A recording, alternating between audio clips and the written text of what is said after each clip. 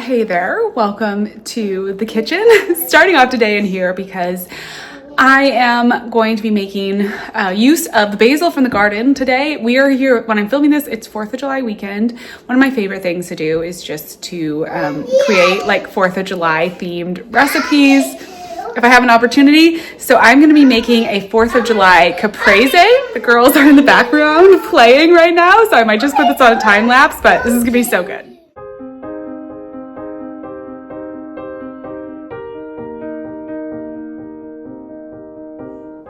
I'm really interested about what the flavor of the balsamic with the blueberries is gonna taste like. I think that is gonna be interesting, but it definitely looks really like 4th of July-esque. It almost looks like a strawberry and, you know, I don't know, blueberry dessert, which I am gonna try. I made like a sheet cake, and so I am gonna try to do a flag cake. Once I'm done with this, I've got the butter softening for the buttercream, and then I'm gonna try to do that. But I just thought, I don't know, like a caprese in the summer, and I saw this on Pinterest in a few different places, and I thought it looked so cute. So I think I'm gonna do slightly, I'm not measuring anything, slightly more tomatoes than blueberries. And then we got some mozzarella pearls. All right, so I'm gonna put in a few of these. I'm saving some for, I'm also doing a 4th of July charcuterie board. So I'm gonna put in like, I think this is the ratio I want. My hands are clean. So I think that's the ratio. Oh no, there are still blueberries in there. Oh. The blueberries are so good this time of year. I love it. I did just wash my hands, but we should use a spoon anyways. So this is the ratio that I want. You want to see it? Doesn't that look good? And now we're going to do the most fun part, which I'm just going to cut out a couple stars from like a bigger mozzarella. And I'm actually gonna also cut out a few for the charcuterie board, just in advance. Yes. And then all the leftovers I will use for a, I have to watch your recipe, try to make it, Mama. Okay. When I grow up. The leftover pieces, when I cut out the stars, I'm just gonna save for a, like, I'll just make a crazy salad for dinner tonight. All right, so I'm not going to put, I have a balsamic drizzle. I'm gonna save this for once we actually get there tomorrow. I'm making this ahead of time. So I'm gonna save this and I'll drizzle the balsamic on top. And I'm gonna go harvest the basil tonight, but for right now, while I'm prepping this, I'm just gonna take a little bit of olive oil. So I'm just gonna do a tiny bit of olive oil on here. And it's just olive oil, salt, and pepper. So it's super, super simple. A little pepper. Mommy, what is that? And then it's pepper, and then a little bit of salt. So just like a typical kind of, you know, I just eyeball it. And then I cut out these little hearts, not hearts, little stars. So I'm just gonna do a few just to make it look festive. So I'm gonna go ahead and stir this. And I'm actually, I need to go grab, let's see.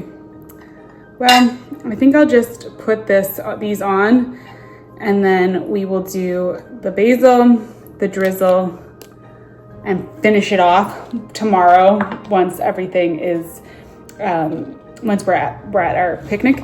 I do think, I mean, the basil I'm just gonna like chop up really fine. I'll show you that, we'll go harvest that. I'll show you the final look when we're done. But I thought this was super cute and super fun just for, you know, a little 4th of July something, and at least to use some basil from the garden. Hey there, well, it's a few hours later. I'm out in the garden now, harvesting that basil that I need for those recipes. Had a good afternoon. I made the flag cake, which turned out super cute as, I don't know, flag cakes, I feel like, are always just kind of adorable. They're just perfect for this time of year and everything. And now I'm gonna water quick out in this garden and harvest the basil. This is like such perfect weather this weekend for all of the fireworks and all of that. But that also means that I gotta water. And so I'm just gonna do good evening watering, get everything a nice soak. The plants are looking so good out here. This container is so fun. And slowly but surely the Armenian, this is the Armenian long white cucumber, is growing up. It's fallen off a little bit. I'm kind of trying to help it, but it's growing up this nice trellis. So I'm excited to see how it does. I would love to get some cucumbers, but the flowers are just looking so happy. I'm really loving the scavola this year. I feel like it's such a good, I don't know, it's just been such a good plant for me this year. That purple plant, it's really been doing so well. Every year, whatever the conditions are, they seem to favor certain varieties, certain plants. Obviously this year has had some trying circumstances, and some plants are not doing well, but one of the plants that is doing well is the basil. And I thought, while I'm out here today watering the garden, I would share with you some of the different types of basil. You would have seen me starting them from seed earlier in the winter. A lot of these I started from seed, but I haven't really given like a specific kind of like a tour of the basil. So I thought, in honor of the I'm probably saying that, like, I'm sure if any of you are in Italy, you're probably like, oh my God, the pronunciation. But forgive me, I grew up in Michigan. I have a very Midwestern accent, and it comes out every now and then. Or I guess I don't have that much of a Midwestern accent, but it does come out. Anyways, I thought I'd share with you the different basils, how they're doing. Actually, a lot of them are looking really good. So I'm just going to give everything a little dose of water here, and then set up this over facing the other beds, and let it just kind of do some sort of like deep watering, because we're going to be doing fireworks and things tomorrow. And so I am not going to be out here in the evening to do my typical like evening watering. So I want to make sure that I really get all the plants a good water tonight. I may come out and water them in the morning, but honestly, we've had enough soaking rains that I feel like I don't need to water every day. It's warm. We certainly are having warm weather, but yeah, just like we've had enough saturation that the containers honestly don't look that dry to me. Only a couple, maybe these that have been super full, that are, this one's drying down a little bit. But most of them are doing really well, and not drying down all that much at all. So just gonna get it all some water. So I'm just going to set up the hose here and let it soak this bed for a minute and just do some deep watering and show you the basil. So over here in this bed, this is the cardinal basil, and it's got these really big, beautiful leaves. It's a really, I think it's a really, really pretty basil, and I believe it is, it's an edible. All of these basils are an edible. The cardinal basil, it's got like a pretty classic sort of basil smell, basil taste. It's maybe a little bit on the like more licorice side of basil, but just like, yeah, a really rich kind of basil smell. The reason that a lot of people grow the cardinal basil is that it has these really beautiful bloom stalks that come out. So it gets these big, like full, beautiful flowers. It's almost, one that you can grow as an ornamental, which is kind of the reason I have it here. Ironically for me, and I don't know if this is the case for other gardeners, but it's like one of the basils that I grow for the blooms, but it's honestly one of the most heat tolerant basils that I have, and it's one of the ones that takes the longest to bolt. So if you are growing it purely for the flower, I don't know, if you're in a similar growing zone to me, it may be a while before it actually blooms for you. So that's always really funny to me, just because like specifically this is one that I always like want to see flower, and it just is one that takes the absolute longest. And it's just one of those really kind of funny things about it, but it's just a gorgeous basil, usually pretty healthy. I feel like it usually handles the heat and the humidity and everything pretty well, and it's just like a really beautiful plant. It's got those nice dark stems, which I think is kind of fun, so it looks a little like I don't know, it's just a pretty plant in general. Obviously this bed is like absolute mess, but beautiful plant. So then over here, we actually have the true licorice basil. Really, really beautiful. This one I always just let flower because the bees absolutely love this plant. Like, you will find so many pollinators on basil plants. It's got a little bit of more narrow leaf, like you can see a little less like full and rich than the cardinal basil, but still a nice, you know, really healthy looking plant. I feel like these grow really well. You can definitely smell that, like that licorice kind of smell, and it's just a bit more like intense and in your face than I feel like the cardinal basil has a bit of that, but it's like a more mellow sort of sweet, and then this is just like a bit more in your face. Honestly, I hardly ever cook with the licorice basil. I really just grow it because it's a pretty kind of like flower gardeny kind of ornamental, and it's actually really pretty as a cut flower too, and basil lasts really well as a cut flower, so that's kind of nice because it's just really really good for that. And it's just, yeah, super pretty, beautiful for like this kind of location at the end of a garden bed, and the little white basil flowers will just bring in the pollinators. They will be all over it. If you grow a licorice basil, the pollinators are gonna be so happy. Now over here, and forgive me because this bed is sort of also a little bit messy, this is purple opal. So this is technically, you know, a purple basil, although you can see depending on the light that it gets, it sometimes kind of turns a little bit green. Honestly, I would think that this would be getting more sun and be more purple, but it's kind of, I don't know, it's kind of got a little bit of a green tint. But this is a true like Genovese basil. It just has the purple coloring, which, as I said, I think it must be getting a little shade from the other plants in this bed. Otherwise, it would be a really full, pretty full dark purple. Smells a bit more true, just true basil. Yeah, I mean, it's a Genovese style basil. Totally, you know, an edible cooking pesto kind of basil. Really good for that. So if you want to make like a purple pesto, that purple opal is really good for that. I feel like it has a really good flavor. It has that kind of classic flavor. So it's just a really good to use in those kind of recipes. And I really like it. So that's what I've got out here. I think those are the only basil plants that I have in this garden. And then we'll go over to the front garden, because out in the front garden I have two very classic basil. So I have just a sweet basil plant. Both of those I got from starts just at the garden center, just to kind of add to my herb garden bed out there. So I have, just a sweet basil, and then just a nice, actually I think one is a sweet basil and one might be slightly different. I think one of them is like upright basil. I wonder if I still have the plant tag out there, but yeah, they're big traditional green basils, and they got a nice sunny location. They are super, super happy. So they have been growing like crazy, and I've been harvesting off them a lot lately, partially because there's not a whole lot else to harvest from the garden right now. I feel like this has just not been a year for like the pumpkins, the squash. I'll show you what my pumpkins are looking like. The germination has been terrible and the growth has been terrible, and now they're not doing well. I'm wondering if these beds that I put out here are just a little bit too much in the shade, and they're more getting like 5 hours of sun, and I'm wondering if it's just not enough sun for them. I've been kind of debating this space and what I want to do as far as these in-ground beds over here, and so I may try like one more year with pumpkins, or I might do something crazy like a sweet pea arch. Let me know.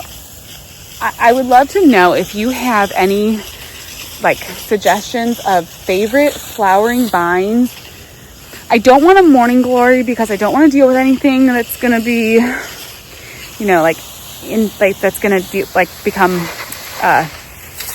it's going to infest anything. What is the word? Spread, perennialize and spread. And I don't really want any perennial vines yet, because I know I'm just not ready to commit to something like that in this area. So if you have any like annual vines that you think would be fun on these 2-arch trellis, that would be like flowering, that'd be pretty. I may move the trellises and do tomatoes on them or something. I'm kind of just surprised at how bad the pumpkins are doing. Like, look how terrible they look.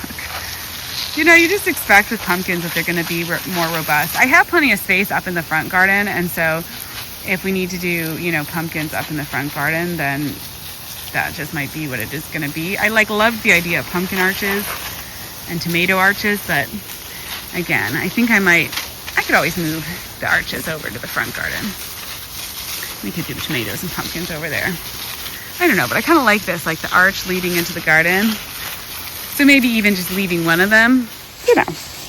As you've seen over the last couple videos, it's like I'm just continually planning. So let me know if you know, like, I'm thinking like sweet peas would be fun. I like hyacinth bean vine, although I don't know that that's quite spectacular enough for like 2 full arch trellises, although I could do several different flowering vines. I just don't want one that's gonna, like, I thought about like black-eyed Susan vine or something, but those kind of reseed and spread and get a little bit aggressive too. And I don't really want to mess with that, you know? And that's tricky. So I've been kind of racking my brain of like, what's a good, you know, a good annual vine. Although this is completely off the basil tangent, but that's kind of my style over here. I just kind of like to talk about gardening. So eventually I want to expand out this area, the fence out this area, so that all that where that dead tree is all included. And this, you see this dead stump right here? That I want to grow a like a climbing hydrangea. If you've seen any of those climbing hydrangeas, they are so gorgeous and stunning. And I think that would be like the perfect spot because it's kind of shady, a little bit of sun, right on the edge of the garden. I'm like actually so excited about that one. All right, I'm gonna set this down. We'll go out to the front garden. We'll pick the basil. We'll chat there, see how we're doing. I love just having a mission to come out to the garden. You know, like I gotta harvest the basil. Oh, this elephant ear that I had in here died. Oh, shoot. I had these 2 elephant ears that I had inside that I was gonna grow as like houseplants, and neither of them were happy inside. So I don't know what that's about. They weren't happy inside, and then I brought them outside and they were even less happy outside. And now that one's died, and then we've got the other one over here in this pond looking okay. I'm just moving some of my containers around. You know. So here is just your classic basil, and as you can see, I've been harvesting off of it, but I'm just gonna take a little bit more, just kind of coming in here and trying to get, you know, above a leaf node. And the best thing about basil is it just makes it grow back more and healthier. So that's the great, I mean, all herbs really, the more you harvest them, the more herbs you get. And we'll see that so far this basil has been handling the heat wave pretty well, but you know, it can be hard on basil. Too much heat. This is, I think it's called tower basil. It's got a bit of that upright shape. And then I've got some more purple opal seeded, got a little more licorice seeded. So hopefully I'll have a little bit of a succession. These stalks feel even more tender. So hopefully I'll have a little succession sowing here. So even if these bolt, sorry, the neighbor's dogs are barking, then the other ones will be coming up, and the succession will work out. Look how pretty these sunflowers are. These are Sunfinity sunflowers, whatever their like teddy variety is. I absolutely love these. The last thing I did tonight was put some neem oil on the apple tree. Oh my gosh, the Japanese beetles. You can see this damage. It's absolutely crazy, and just, oh my gosh, I don't even know. It's like, stop. I really don't want to spray, you know. I really want to keep my produce organic. I really, really, really do. So I'm just hoping at some point here, the pressure from them, they seem to be like moving from plants to plants, but they've almost taken out like, I don't know, a good portion of my plants up on my patio. My strawberries are suffering. That apple tree is suffering. It's hard to watch. So neem oil, soapy water, I'm doing all the things. I got to get some traps. I think that's the last thing I haven't tried.